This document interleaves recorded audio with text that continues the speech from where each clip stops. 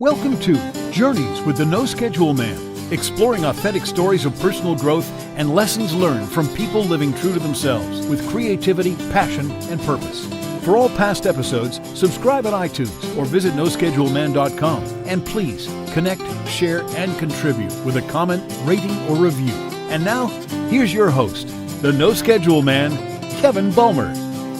I've been known to struggle with reality, not that it is any real mystery. The question this week is, if my guest and I could take one of your fears and flush it away forever, which would it be? And what if we could flush them all? Welcome, I'm Kevin Bulmer. This is Journeys with the No Schedule Man, helping to create positive change by exploring and sharing authentic conversations on personal and professional growth. You can find all past episodes of the podcast around the world on iTunes, Stitcher, YouTube, and at noschedulemanpodcast.com. In the U.S., you can find us on the United States feed of iHeartRadio and Google Play Music. If you'd like to continue the conversation with me on a daily basis, I'd love that. I invite you to join me in my online community. It's called the Turtle Tribe.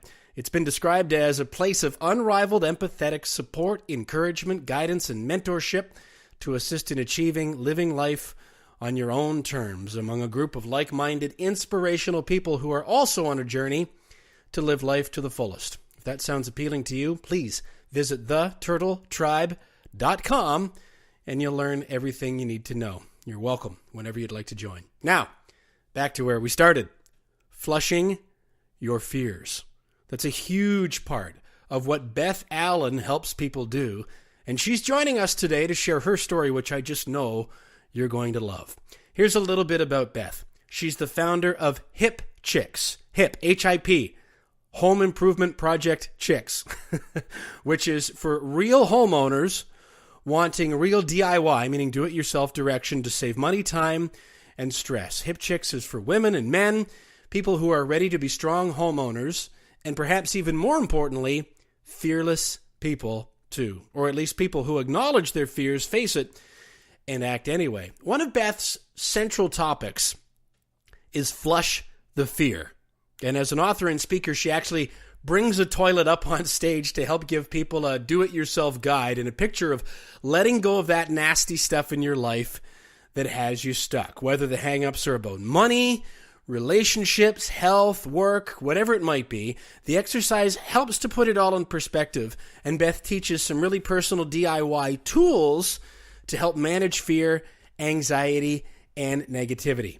As Beth says, it's time to flush that crap goodbye. It was an absolute pleasure to talk to Beth Allen, and I wasn't surprised at all to find that though we started, or at least I did in my mind, with the notion of DIY and home improvement and teaching people how to use power tools and solve projects and all that kind of stuff in mind, it turned into a conversation a lot more about understanding who you are uniquely, being authentic and honest about that, how we understand what our true path is, how we overcome our fears to be able to embrace that and explore it, and how we can reach out to other people and connect with them and empower them along the way. And Beth has just so many incredible examples about her life's journey, about her original career path, why she got out of it, how she chose what she wanted to get back into. It's a fascinating and relatable story, which I really think that you're going to enjoy. Some of the key points that immediately stood out to me from my discussion with Beth that I'm going to encourage you to listen to or listen for. I hope you listen to the whole thing, but maybe to point out, number one, she talked about creative energy. When she had a break from her chosen career field, she found what she called a deeper side that she'd never paid attention to. This creative energy that was simmering in her spirit that she hadn't really acknowledged, but that just kept bubbling back up until she finally really explored it. And as you'll hear, that plays a huge part into what she does now. I can really relate to that. I'd be surprised if you wouldn't say the same thing, that I'll use myself as an example. Went through so much of my life working really hard, doing all the things I really thought that I was supposed to be doing to live a, quote, responsible life. But there were these things that just keep coming back up that won't, it's like a game of emotional whack-a-mole, where these moles just keep popping back up and you push them down. You think, I'll get to you, when I have more time, when I have more money, when whatever the thought or the excuse is. But it's that voice, that intuition, which she called creative energy, that just won't leave you alone. That we can suppress it if we want, but that doesn't negate the fact that it's fundamentally a part of who we are. And I think Beth does a really terrific job of outlining how that was expressed and acknowledged in her own journey. And I'm going to encourage you to listen in for that and think about your own experience as you do. Number 2, Beth talked about an exercise referring to 3 columns. So she was describing what was suggested by one of her mentors in considering her options, what she was going to do with her life and work, and which route to pursue, or which ones to leave, what thoughts to maybe acknowledge but then leave behind. So she was encouraged to brainstorm it all and then put each thought into one of 3 columns. And the columns were hell no, hell yes, and maybe. So listen to what she says about that process and what it was that kept popping up in the hell yes category, and how she finally came to terms with that and put it into action with what she does now in her life. And number 3, Beth talked about the core values exercise, and I'm so glad that she brought this up. It's something I never even considered until I was in my late 30s, early 40s. And even when I started into it, I didn't originally know what it meant or what to do with it. Values, my values. What are my values? I don't know. I'm a nice guy. I try to treat people decent. I don't run red lights and swear at people. But I now understand that understanding your values is an essential part of knowing who you are, so you can give yourself the best chance to put your time and attention to the things that matter most. But it's also just as important, maybe even more so, in understanding who you are not.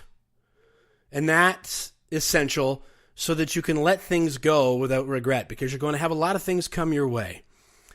And you can't catch and hold on to everything. Some of it we've got to make choices on and let go, and we want to know which to run with and which to go. Or back to the other thing that I mentioned about the 3 columns. What do we put into maybe? What do we put into hell no? And what do we put into the column of hell yes?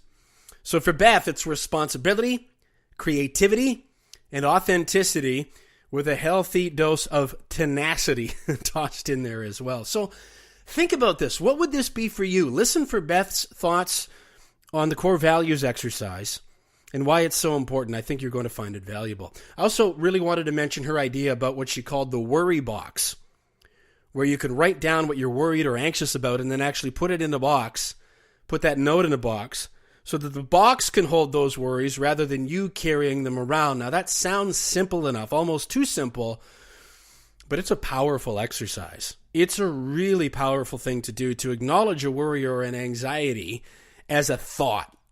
And when you write it down and put it somewhere else, it has the effect of actually making that thought separate from yourself. And when you do that, now you can start to objectively do something about it and come up with strategies to overcome that. Beth also describes having people write down their fears on a square of toilet paper so they can then flush them away.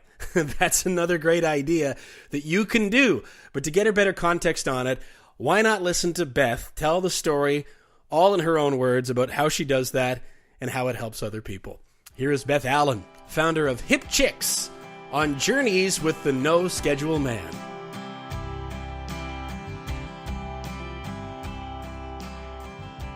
Beth, I'm curious, what was the reaction the first time you brought a toilet out on stage? Definitely laughter. Definitely laughter. It's not every day you see a 40-something-year-old mom drag a toilet into the middle of a stage for a serious speech. But it has its place, and it had definitely a bit of humor, and it just fits into my whole kind of sarcastic, a little bit of a potty mouth sometimes, that, you know what, this is real, it's reality. Why not just throw it out there, because we all use it, we're all familiar with it, so why not build a speech around it? It's kind of funny when you think about the technological advances that we've had as a race and as a society over the last couple hundred years, but one technology that's remained more or less the same is that toilet, isn't it? Absolutely. Thomas Crapper made a few advances back in the early 1900s. That's where he got his claim to fame. But hey, it still works. So it really, raising 3 boys and having been a nurse before that, I've spent a lot of time around toilets. So for me, it's very appropriate. I maybe subconsciously decided to start there because my grandfather was a plumber. I still remember he had these promotional keychains, Beth, that had a toilet lid on them, and it said Newkirk's Plumbing's were tops for bottoms. I love it. Always thought that was kind of fun. There's a phrase I've seen that you use in some of the material that you communicate what you do. It's time to flush that crap goodbye. I'm curious about when you first remember telling that to yourself. Oh boy. It was probably about 4 to 5 years ago. And I had really kind of hit a hurdle in going through this transition from going from a mom, full-time mom, to part-time designer, to really wanting to jump full-footed into the entrepreneurial journey. And, I had 1,000 roadblocks that I was putting up for myself, in that, what do I know about business? I was a mom and a nurse. And what did I know about this? And what did I know about this? And, questioning whether or not you're an expert in something or not. And I had a couple mentors that kind of pushed me and said, you need to understand that you may not be an expert in plumbing like your grandfather. I may not be an expert in electrical work, but I am an expert at rallying women to get behind the notion that they can be better homeowners. And it was then that I started to realize that I do have a niche, and I needed to let go of my own anxieties and my own fears. And it was around then that the whole conversation about the toilet kind of came up, and the idea of just letting go of whatever. And then it kind of spilled into the whole toilet thing. And from there, it went into the letting go of the crap. And the crap is just that anxiety and the negativity and the worry and the self-judgment. It's amazing how, well, it's consistent. I guess you wouldn't know this because of all the people that I'm thinking back on the 70-something episodes that I've done of this podcast, Beth, and how many people are out there sharing their unique creative gifts, or what we might call, in the purpose or the context of this conversation, their expertise. But every single one of them has some version of that story, of having to work through that anxiety. And it's interesting to me that we could be so aware that it's so common, but it can still be so simple of a trap for us to fall into as individuals, can't it? It really is incredible. I mean, I have a bachelor's degree in nursing. So if someone were to call me and ask me a medical question, I feel very confident in answering it. I had one of my chicks, as I call them in the business, recently reached out to me because she had a bad chest x-ray and she wanted to ask me what it meant. I haven't worked in the field in 15 years, but yet she felt comfortable asking me, and I felt confident answering her. And I think it was because I had the degree, because I had the formal education. And I think sometimes we discount our life's experience, and we discount the experience of where we are today, even though it may not, the learning and the knowledge may not have come from a traditional classroom. We sometimes, I think, discount it.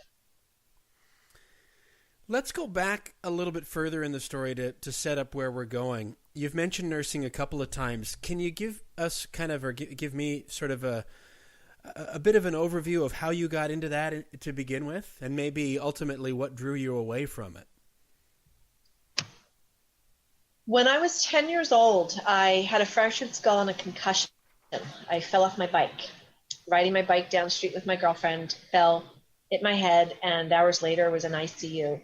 And I remember when I left the hospital, I remember saying I wanted to be a nurse when I grew up. I never wavered. That was all I ever wanted to do. So I took a very traditional path right from high school, went to the local nursing program, and got my bachelor's degree and started working in it. Loved it. Just absolutely loved it. At 23, I was thrust into a position. I ran a well clinic for 500 retirees. I had a staff of 25. Most of them were older than my nursing. Most of them had been in nursing longer than I'd been alive. And it was a real opportunity for leadership and growth at a very young age. So I'd kind of been an old soul, so it worked out. But I found myself pregnant after 4.5 years in that role, and I gave notice right away. I chose motherhood hands down over nursing. So that was the only reason I left nursing was, to be a mom, and I was home full time for 12 years. So why didn't you go back to that? I found myself, after I'd been home with my kids, that there was a creative energy inside of me that I didn't really ever give that much attention to. From that young age, I was like, I'm going to be a nurse. That's what I'm going to do. And I stuck with that. And there was a much deeper creative side of myself that I had never paid attention to. And being home with my boys, fixing up my house, teaching myself how to do electric and carpentry and plumbing and, faux finishing around the house, all these crafty, artsy, hands-on things. I never really gave that side of my brain enough opportunity to develop, I think. And I just have no desire to go back to the stress of healthcare. I really prefer this other creative side. And people say, how do you go from fixing people to fixing houses? And I said, it's very similar. There's systems, there's methodology. I have to assess my homeowners' knowledge base before I can teach them about their electric or their plumbing, just like I would about their, cardiac impulses and their, bathroom use. You know what I mean? There's the same kind of concept. So I know it sounds weird, but it really wasn't a hard mental transition. It's still teaching people about two of the most important things in our lives, our health and our home. How gradual was I'm trying to choose the right word here, Beth, the transition or even the development of that idea and of sort of recognizing and cultivating that creative depth that you discovered was there? What was that process like? Well, it was very organic. I had always grown up in a household where we did things for ourselves. The DIY concept was just a part of my life growing up because we didn't have money. We basically were blue collar family and lived paycheck to paycheck. So we were very resourceful and very self-reliant. So for me, that whole creative process was already there because you have to be creative when you don't have any other resources. And I think that fed all of this transition. What were some of the things that you, like when I say things, projects, fix-ups, DIY type things, that you remember first kind of tuning into the idea of, gee, you know what? I really kind of like this. Well, I remember as a little girl, I was always rearranging my room. Like always wanted to redecorate and rearrange. And I remember I was about 12.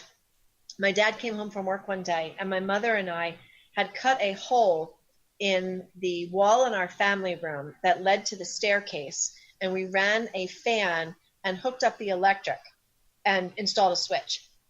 And my dad walked in and he was like, oh my gosh, what the heck have you two done? But it was all done. The switch worked and we were moving heat because the family room was always hot from a wood burning stove. And now the upstairs was going to be warmer. So that was always innate in me to be able to do those things. if that makes any sense. Mm-hmm. And then when I was home with my boys and I was doing all of these things to my cookie cutter house to make it have more character and self-expression, a lot of feedback came from friends and family going, oh my God, you're really good at this. Can you come to my house? Can you give me advice? And then people saying, you should go to school for this. You know, you should make a business out of this. So that's when I went to Temple for Temple University for a certificate of design. So I would have a little bit more credibility to what was innately a skill. How much, if at all, were your kids part of the conversation of deciding to go that route as opposed to back to nursing? Wow. My kids were kind of young at the time. I don't know how much they were involved in the planning, but they were part of the evolution. I remember sitting at the kitchen table, and I had this idea that I wanted to approach the area adult evening school and ask them if they would be interested in a class for women on home repair, because I was seeing a void just from my girlfriends who knew nothing. And I was like, how do I know how to do all this? And you guys don't have a clue. They're always waiting on their husbands. So I remember sitting around the table and talking to my boys, and I wanted to come up with a name for the classes. And it was with my husband and the boys that we just brainstormed at the table one night and came up with the name Hip Chicks, which stands for Home Improvement Project Chicks. And it was really out of just that conversation at dinner one night that the business kind of totally became rebranded and went another direction. And my son was 12 at the time. He took 2 pieces of clip art that he found, I think, on Word's paint program or something. And he put these two images together to come up with my logo, which is a hen with a drill in her hand. And it was my 12-year-old who literally designed my logo. And he has been an integral part of this business from day one, because he also has shot most of my YouTube video content. And that hit 1.5 million views back in February. So I've been very lucky that my son has been very actively involved from the get-go. Is he 12 now? He is 20. He's 20 now. He is 20, and he is actually in college studying film and media production, because in shooting YouTube video with me, he found his passion, and he's really very good. He's got a great eye, and he's on scholarship, and he's getting a master's in communications. And so it's really been fun for me to see how much we shared that journey together. A quick aside, if I may, Beth, as an anecdote. I asked about that because I know how absolutely crucial and impactful my 2 kids have been in my personal and professional journey, and I steered my professional path in a bit of a different direction, partially because I realized that my son, who when I recognized that maybe I needed to take a bit of a turn toward more of my authentic self, or like what you had mentioned about that creative well that was already there but maybe untapped. He would have been about the same age as your son at the time that you described, and I recognized that he was absolutely kicking my tail in terms of how much he was creating and sharing.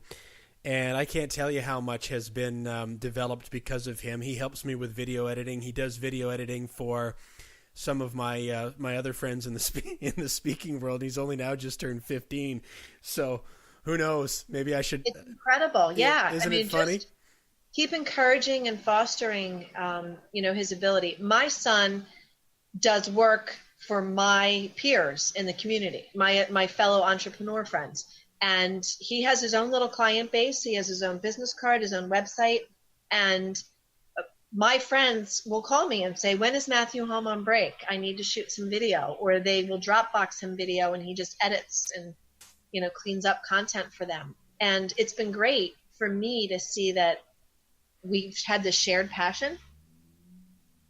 So just keep pushing him to explore it, because this whole video graphic marketing scene is just not going away. So No, absolutely endless not. opportunity.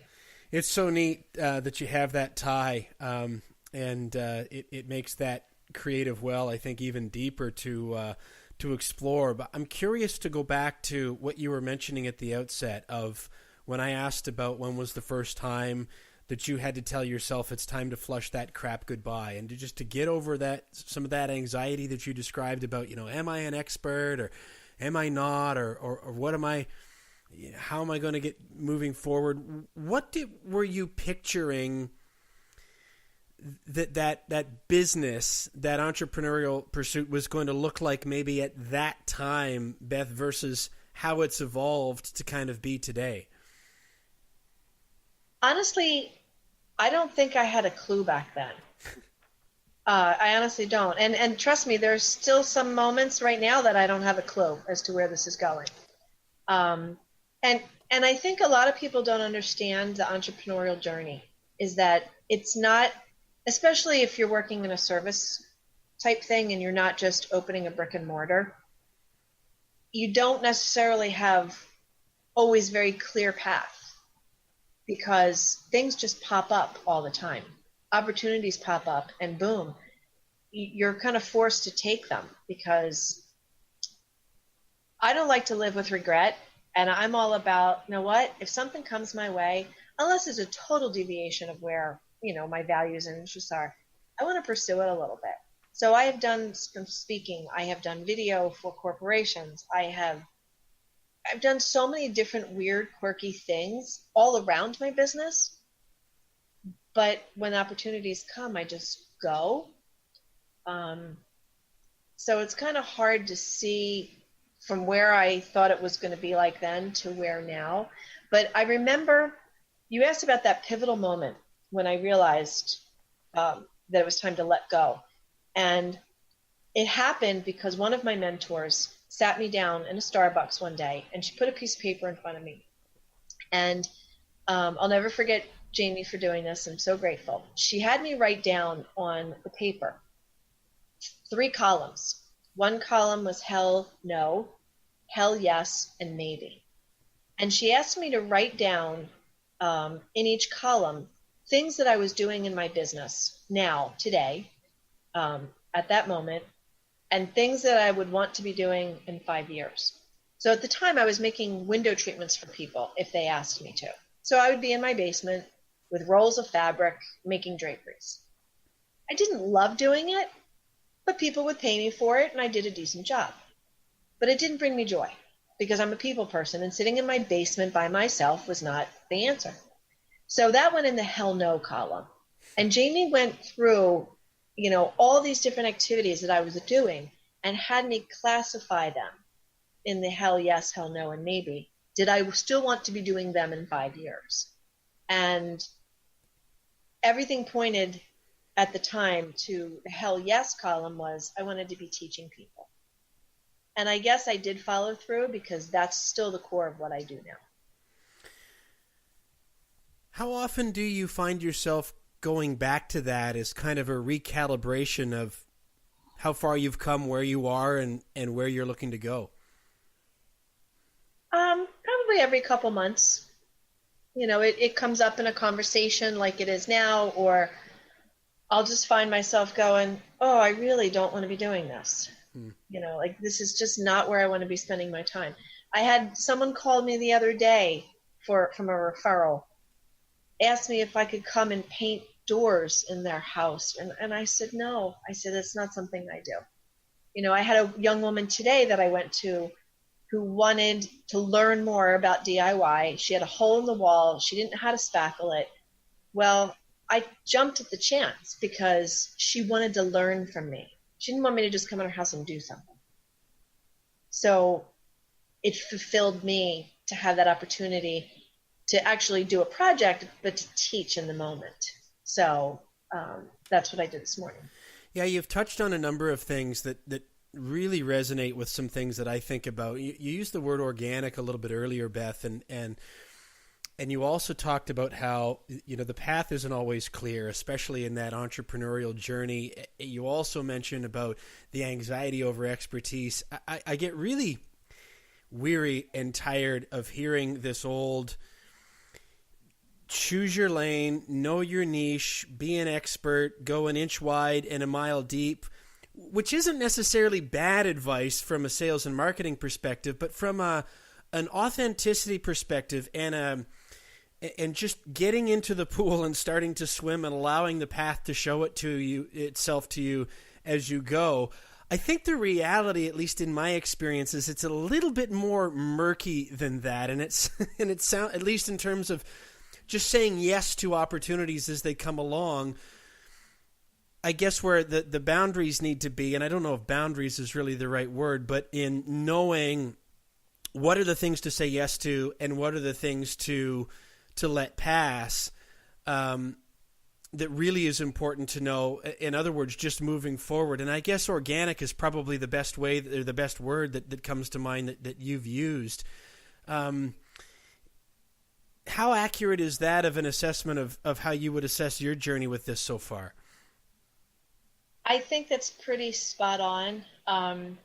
I was really blessed. I had a number of years ago a friend who was doing a values exercise, core value exercise. And I did this program with her one afternoon. And in doing that, you start off with 100 words, and you have to circle, and then you have to cross out, and it narrows down and narrows down. And in doing this exercise, it came out that the 3 core values that guide me and really capture who I am, the 3 words are responsibility, creativity, and authenticity. And it's been really amazing how those 3 words that I never put on paper before then, repeatedly since that day just show up in ways that people will say things to me. And I'm like, wow, those words just popped up again. And it's really been interesting that those 3 values are just really threaded in everything I do. And they do guide my decisions. I've been approached by a couple production houses and networks about programming and, with my DIY stuff. And I've been asked, well, can you do this? And would you do this? And what about this? And I'm like, no, it doesn't fit who I am and what I want, what I do to be seen as. Like, I'm not going to dumb it down. I'm not going to play it up. I'm not going to fake DIY stuff, and for me, that one word, authenticity, I think is really at the core of it all. And I think we all need to find that one kind of word that guides us through what we do. It's interesting that you would double back on authenticity, because as soon as you mentioned it, I planned on asking you if you can go a little bit deeper into describing what that word means to you.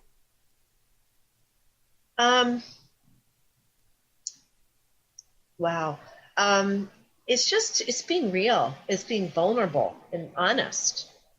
And, oh God, so you're going to make me cry. And I cry very easily. That was a few words.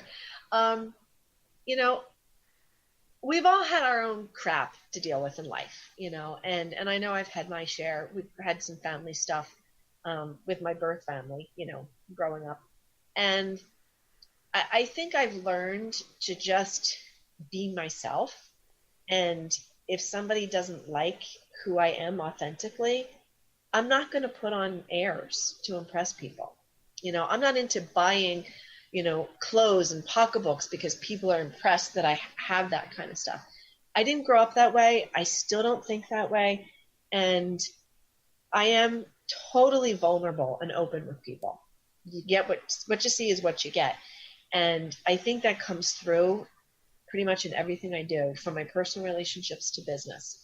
If you're going to try to play games with me in business, I'm done. We have to have an open, real, genuine conversation. And if I don't feel that authenticity with someone else, I can't, it feels icky, and I can't move on.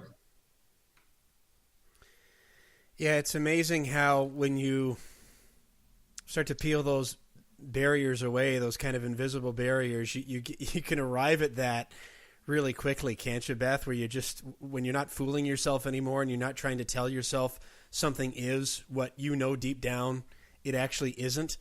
And again, I wonder why that can be so difficult when it's always been right there. It's just a matter of peeling those layers away to see and accept it or not. Yeah, well, and I think some of it is just everybody's personality is different, and some people are older souls and some people are younger souls, and I really believe that. And I've always been an old soul, and when I was in my early 20s, my mother had an emotional breakdown. I was seen as the scapegoat for it by her, no one else. I mean, everyone else knows I was not had no responsibility in it. It wasn't my fault. But I've been estranged from my mother since I was 21. And when you carry that sense of, wow, am I responsible? And no, I'm not responsible. And the rejection of your own mother. And then you go on to raise your own children. Like, I just don't have time for false impressions. I don't have time for people that are fake. Like, I've been through so much. So I'm like, I have no energy for that. I want people to be real, be raw, be open, and be true. And let's just get on with making the world a better place. I don't have time for that other fluff. Yeah, there's pain in sometimes moving on. But I might argue that there's equal or greater pain into deciding to carry with you that which doesn't serve you any longer. A lot of us choose that second pain. I mean, you do that, it's permanent until you decide to let it go. Easier said than done, I suppose, but it sounds like like you and I are kind of drinking from the same well there. Yeah. And I've met a lot of really great people in my life, but there's some people that, you know what, there's just something there that I can't connect with. And most often it's because they're not willing to let their walls down. And I can't get past that. So for me, that authenticity and just being honest and open, is so important. Because when I was growing up, we couldn't be that. We couldn't be our authentic selves in my house growing up. So for me, it's vital because it's been so freeing, So part of my message of letting crap go is that personal stuff too. It's the business stuff as well as the deep personal stuff that has made me a stronger person. Beth, what's an example of something that you said yes to that maybe scared you a little bit? That's exaggeration. That's not exactly what I'm looking for, but I'm betting you know what I'm getting at. A challenge that you said yes to because it stimulated you, but you weren't necessarily sure exactly how you were going to attack it when you started out. What comes to mind? Oh my gosh. Well, I was actually talking about this morning. It was about 6 years ago. My mentor had called me and asked me if I wanted to go on a local NBC morning show. And I remember, Kevin, like it was yesterday, walking around my kitchen island, and the first thing that I thought of was I going to look fat on television? And not to be excited that I had a chance to be on live television in Philadelphia. No, I was insecure about how I was going to look and what I was going to wear and what I was going to say. And I remember pacing my kitchen counter. And again, this is the same mentor who made me do the hell yes exercise. And I remember stopping and going, you know what? You just have to go and do this. Just say yes. So I did commit to it. 3 days later, I was in NBC studios. I did a live presentation on home emergencies. And I had no prep. They throw you in a green room. They mic you up. They put you out there. You have no idea how much time you have, anything like that. But I took my cues from the reporter. And afterwards, she grabbed my hand and she said, "You were awesome." She said, "You were so comfortable on camera." She goes, you need to be doing this more. Well, it was then that I started the YouTube channel, and now I've done 80 TV spots, and I shot a pilot for my own show, which we're shopping around. I said yes to something that scared me to death. And I'm so grateful because I found my passion, because I said yes. I was going to ask you about the first YouTube videos. What do you remember about that experience? Oh my God, they're so lame. Well, they're so lame. People don't understand that there is, those things don't just show up finished. You have to have an idea. You have to set it up. You have to put the camera out. You have to look in. What was that experience like for you, the first few anyway? Oh my gosh. Well, my son was 12 right. or 13, and it was Christmas time. And the first video was about how you can cut a piece of corrugated cardboard and wrap your Christmas lights around it so that they don't end up in a big knotted ball. And oh my gosh, the audio was bad, the lighting was bad. I think the content, was okay. I didn't and hesitate and all that very much. But oh my gosh, looking back, it's so dorky. And then it was only a few weeks later that I actually ended up doing another segment with NBC where they were going to take videos that I shot at home and air them as part of some promotional thing for women. And my son filmed another video with me in the shower. I wasn't in the shower, but I was behind the shower curtain with a shower cap on, and I peeked out and I said something about, having to take cold showers really stinks, and here's a way to change the shower head or whatever and have an awesome shower. And then we did this whole tutorial on changing the shower head. So dorky, but it was looking back, it was such a great time because we were both discovering. He was learning the art of filming and I was learning the art of delivering content. And together we've kind of worked it out that now he gets behind the camera and I get in front of it and I just drop lines and he's got the lights, and it's just fun to see like the whole evolution of skill between us.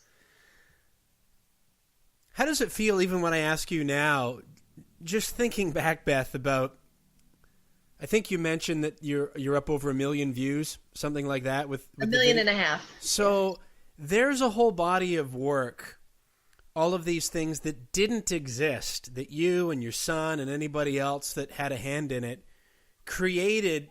And there's another one of your 3 value words: creativity, tying in authenticity.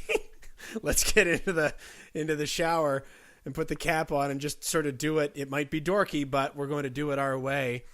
Even just as I ask you now, how does that feel when you reflect on, here's something that didn't exist but does now and has probably helped and entertained some of that 1.5 million people? What comes to mind? It comes to mind of, I really just got to a point, I shouldn't say, I kind of started off with, I know that I have good information to share with people. And for me, the information is more important than the quality of the video or if I'm dorky or anything like that. I know that people will be helped by the content. And that kind of drives, I guess that's the responsibility factor, right? That I'm trying to be responsible and helping others. For me, that's always been just the core part of it. I really didn't care. Like, my boys will say to me, like, I'll be doing a line, for an introduction for a video, and it's a stupid pun or as a dad joke, as my boys will say.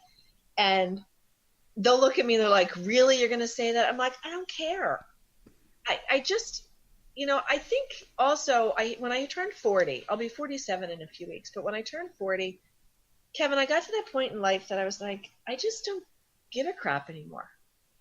I don't care what people think. I don't care what people's judgments are. I'm out here trying to do good in the world. And if you don't like it, move on. And you get to that point when you stop, like a teenager, you think everyone in the world notices the zit on your nose. But as you get older in life, you realize nobody's looking at me all the time. Yeah. And when you get to that point, you just let it go. I mean, there are times that I'm focused on video and I'm like, you know what? I got to make sure that my hair's done and my makeup. And if you look at my YouTube videos, there are so many of them. I don't have a lick of makeup on. My hair's in a ponytail and I'm in the moment and I'm under the sink and I'm like, this is real. This is happening in my home right now. And it could happen in yours in a month. And if I gave you the content that's out there and it helps you, then I did what I was supposed to do. And I've just kind of let go of the need to put on airs with the video. Tell me about the development, Beth, of speaking, of taking this onto stage. First of all, where in the timeline of what you just described did Hip Chicks actually take to the stage? Oh boy. I guess it was about 5 years ago. I was asked if I would do a presentation on power tools and empowerment. And I actually had this crazy idea, which I had gotten from a show. I'd been to a play. It was a play about what do women want. I think that was the title of it or whatever. And the play had this chalkboard behind the one actor that ran the show. And he kept erasing words throughout the presentation. And letters were left on the chalkboard. Well, it turns out that part of it was in chalk and part of it was in paint. So when he erased, some of the letters stayed behind. And I used that same idea in a presentation. And I had power tools written, drill and hammer and wrench. And I told stories about each of the tools. And then I would erase the tool. And at the end, I left the letters that spelled out power. And, about how each of us has power within us that we haven't tapped into. And I sat on that for a couple months and started thinking about fear and anxiety and other things. And somehow my sarcastic kind of silly humor from my dad that I got growing up was about the toilet and about crap and about letting go. And then I turned the whole speech into the idea of using the toilet as a metaphor for fear, because fear is just as universal as the toilet. And why not just have some fun with that? And then it turned into stories about the toilet and anxiety. And people look at me and they're like, what? I'm like, seriously. I'm like, have you ever walked into a skanky bathroom at a, gas station in the middle of freaking nowhere and you're afraid to sit on that toilet? Like, you know what I mean? Like, I could find some humor in toilets and fear and then use the two of them, that at the end of the speech, I actually throw toilet paper rolls out. And it's called Share a Square instead of Elaine Bennis and her Spare a Square. Share a square, and I ask people to tear off a square and actually write on a square of toilet paper, what is the one big fear that they're struggling with in the moment, in present day life? Whether it's, maybe they're waiting on a mammogram result to come back, or, they're worried about their job, or they just have general anxiety, like whatever. Everybody's carrying so much on their shoulders. And if I can have them write down in that moment on that square what it is that's bogging them down and ask them to let it go, it's a powerful experience. And I actually will have them come up to the stage and throw their toilet paper square into the toilet and have like a ceremonial flushing. Sometimes I'll ask people to take it home. I'll ask them to fold up their square and take it home, and in the privacy of their bathroom, have a moment where they think about it and they look that word right in, just stare it right down and then let it go. And it pulls in some psychology training that I had in nursing, about the visualization and being able to write down your concerns and anxieties and part with them, which is used in Hindu culture. They burn, fears and intentions. And so there's psychological grounds for that kind of exercise. But it just kind of spilled into, let's make it funny. So we're flushing our fear and we're letting go of our crap. And, I tell some stories about me and my kids raising boys and bathroom problems. And, so it's a little heavy at times, but then I try to bring it back up and make it fun and tongue in cheek. Have you ever heard of the crap board exercise? No. What's that? This is something I learned through one of my mentors, John Asraf, and his organization is called NeuroGym. He's got a neuroscientist that works with him, Mark Robert Waldman. I think they've both written books if anybody wants to look them up. Or anyway, the CRAP board, if you view CRAP as an acronym for conflict, resistances, anxieties, and procrastinations. And so what you're talking about with the the share a square, and now you've got my mind. Thanks a lot, Beth. Now I'm recalling every Seinfeld line that I can ever remember, which is most of them, which makes me feel incredibly dated when I think about how long it's been since that show actually stopped. Isn't it? But anyway, we won't go down that rabbit hole.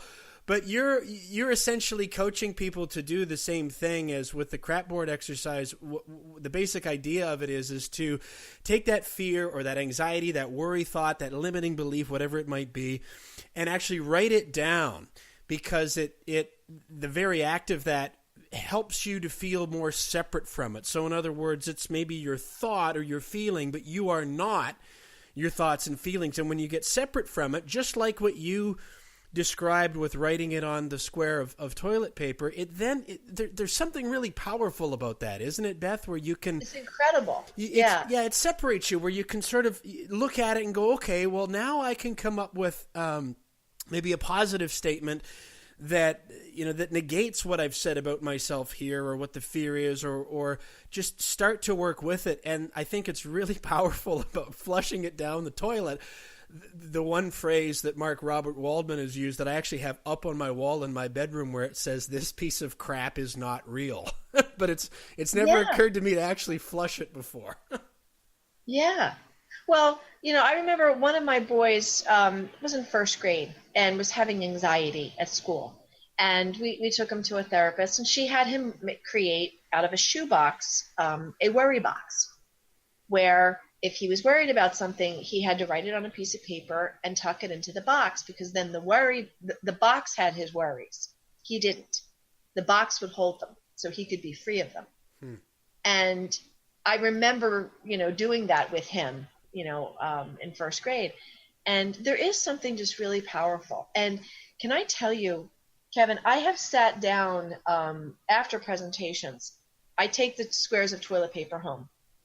I don't know who writes them. They're all anonymous. There's no names.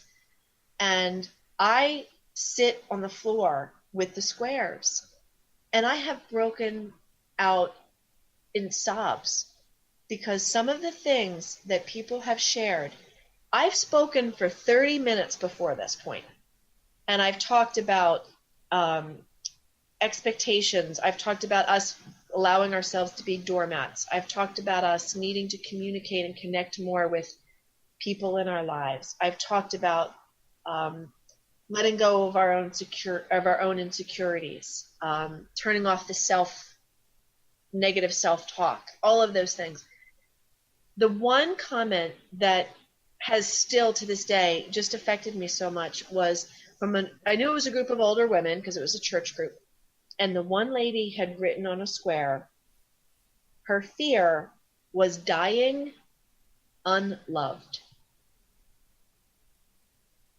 That just broke my heart, because I thought, here's a woman who showed up on a Tuesday evening to come to this church event with all of the other church ladies, right?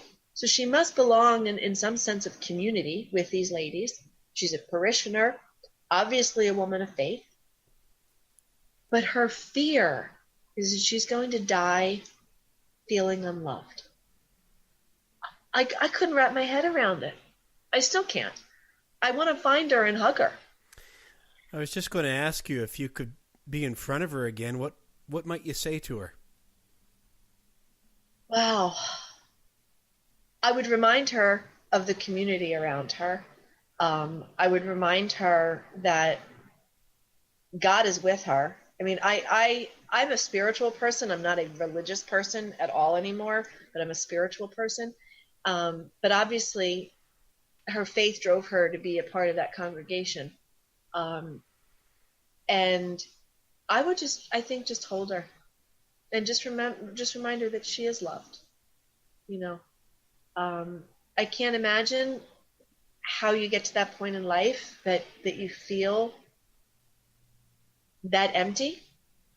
But it just broke my heart. It's really interesting what people are carrying around and what will reach them, be it a toilet and I'm not making light, a square of toilet paper, a power tool, or something like that. This comes up over and over and over again, Beth, about just this yearning that we have for human connection.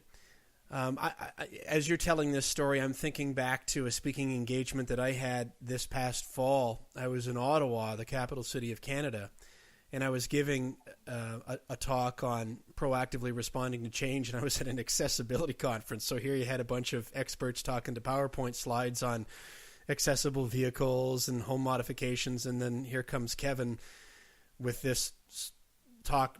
It sounds like not dissimilar to what you do for people. And I had this fella come up to me afterwards, and I would guess he was probably in his mid-50s. And he put his hand on my shoulder, and before he even said anything else, he looked me in the eye and he said, "How did you learn how to love yourself?" Wow. And I was, you know what? And I was gobsmacked by that. And and he and I are still in touch. At the same time, I had a guy in his early 60s, and he came to me and he said, "I wish I'd met you 50 years ago. That thing that you were talking about acceptance, about allowing good things to come to you." He says, "I don't know how to do that, and it's killing me from the inside out." Oh my gosh. Isn't it crazy though to think you were able to touch these people so deeply in just a half hour? Well, it is. And I guess what I'm hearing from you is that there's good news and bad news, and they're both the same news. It's that as humans, it seems we're all carrying some version of that around and are just desperate to feel included and connected and safe to share. And that you maybe had different versions of that as part of your own story,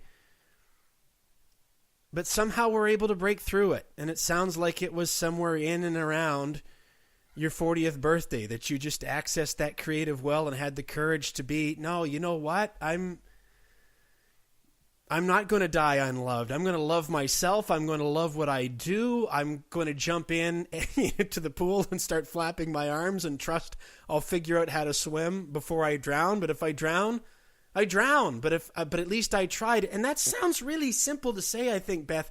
The two of us sitting here talking and looking through the benefit of hindsight where you are in your journey now. But when you're in those moments and you're trying to make that decision, it can really feel like a tremendous act of courage, wouldn't you say? It is. It is. And it's interesting. I've had a lot of people in the last few years say to me, "You're just so gutsy." And I don't see it that way. But I have to step back and recognize that for other people, that's what they see. They see me being gutsy and ballsy. I just see me being me.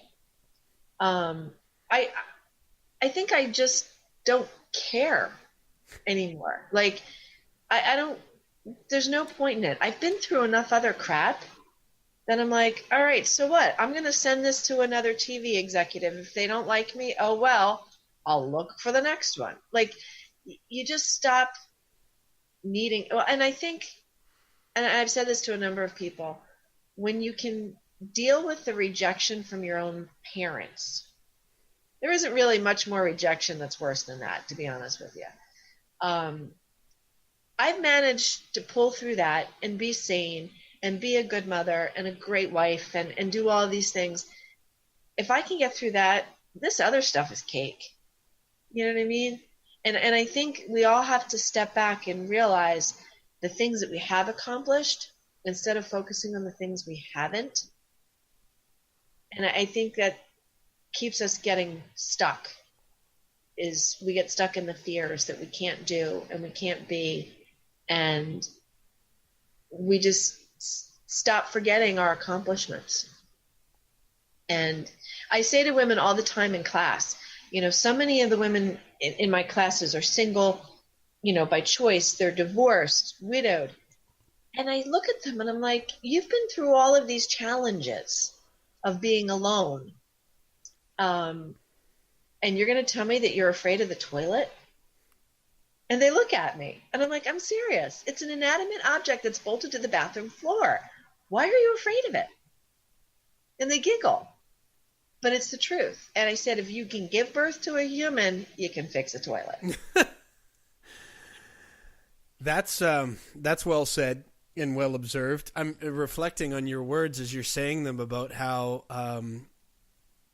I'm really lucky, Beth. I'm surrounded by really powerful, inspiring women. And you'd get along with all of them.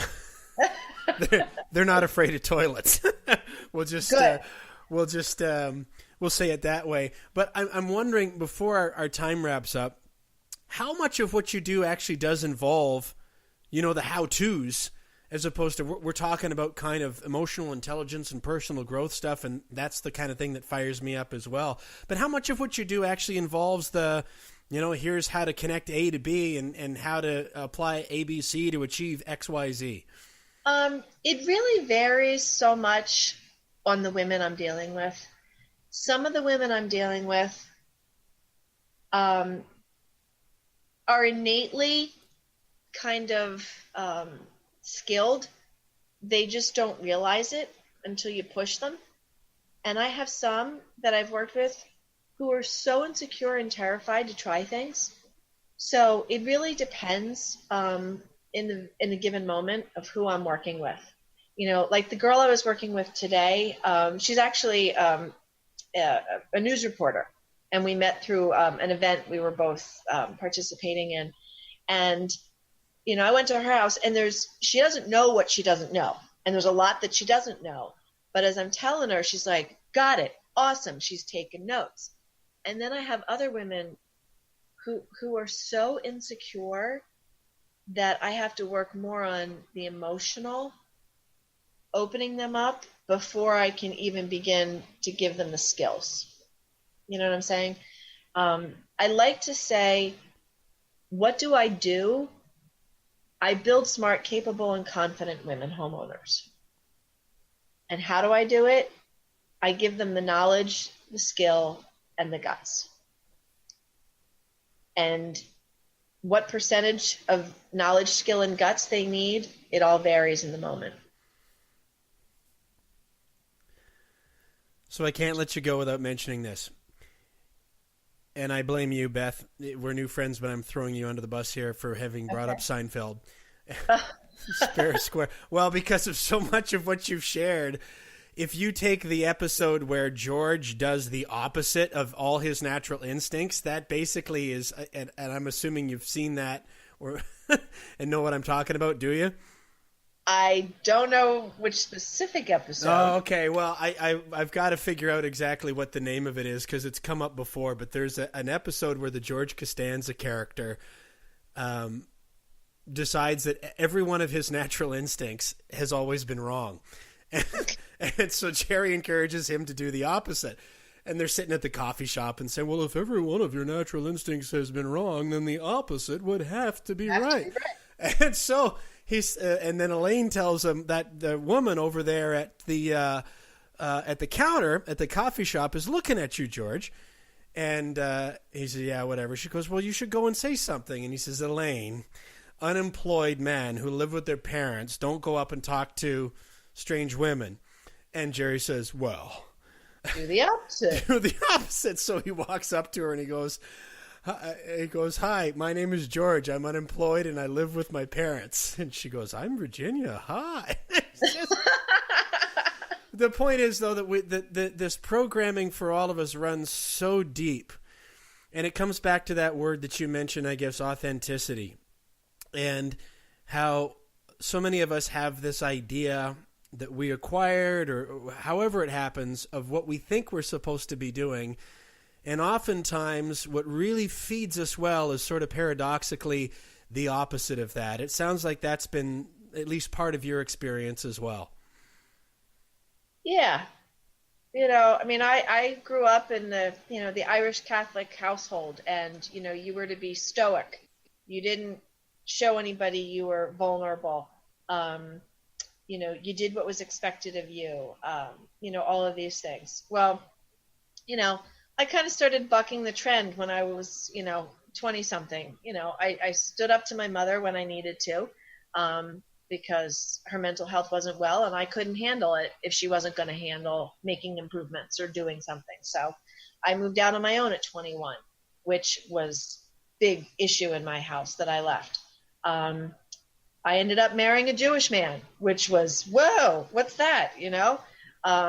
So now everyone in my family knows that I'm the bold one. I speak up, I speak my mind, I will do it kindly, but I don't take crap from anybody.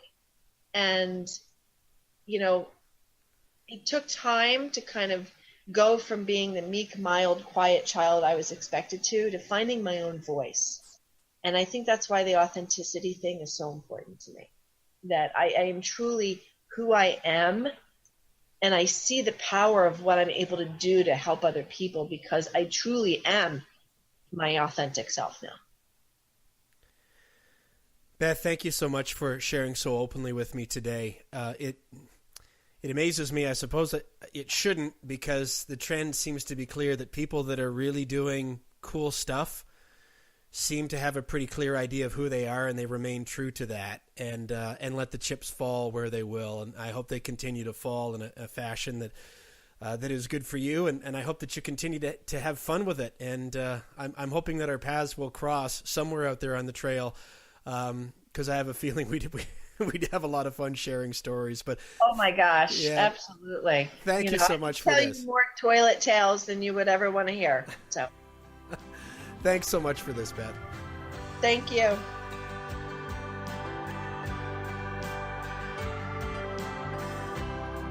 If you'd like to connect with Beth Allen and learn more about her work, the best place to start is probably her website, BethAllenDIY.com.